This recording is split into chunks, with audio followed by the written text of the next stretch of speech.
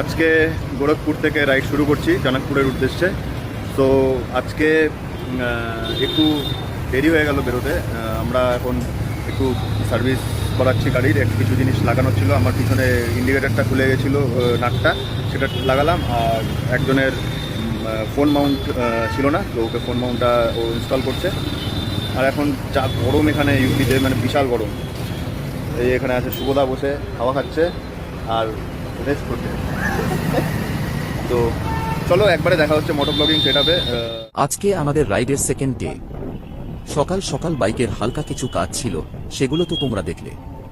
ঝটপট সার্ভিসিং সেরেই আমরা বেরিয়ে পড়লাম আমাদের আজকের ডেস্টিনেশন তোনাকপুরের উদ্দেশ্যে।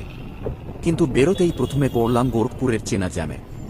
সেই জ্যাম পার করে যখন হাইওয়েতে উঠলাম, জাস্ট অসাধারণ। এই নিয়ে আমি তিনবার এই রাস্তা দিয়ে যাচ্ছি। চারদিকের পরিবেশটা এত সুন্দর যে বারবার এলেও মন ভরে যায়।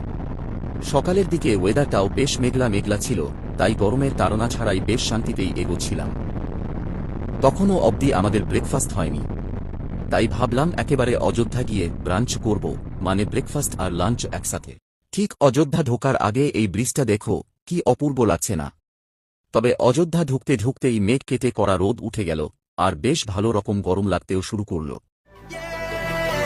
200 on the dash, don't even see them. Just a blur of light, I'm flying right past them. Faded in the moment, I'm living for the motion. New whip, feeling like I'm gliding on the ocean. Yeah, the pavement is my canvas, I'm painting a new line. Nothing in the rear view, this whole future is mine. Nothing in the rear view, this whole future is mine.